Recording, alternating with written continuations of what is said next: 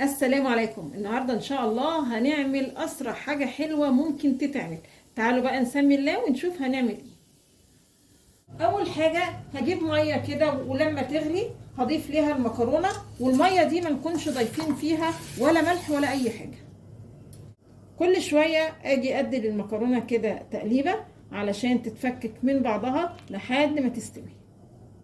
المكرونه خلاص كده استوت، هصفيها كويس قوي وهديها شطفه كده بالميه.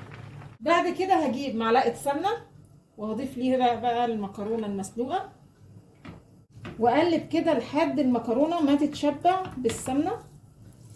وبعد كده اضيف سكر وافضل اشوح كده في المكرونه. التشويح ده بيدي طعم حلو قوي للمكرونه. تمام كده، وضروري تبقى المكرونه كده مفلفله وشاربه السمنه والسكر.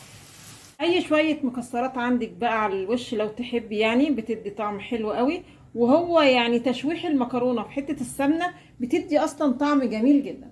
وهو ده كان الفيديو النهارده، يا رب يكون عجبكم، وانتظرونا بفيديو جديد ان شاء الله، وما تنسوش الاشتراك في القناه.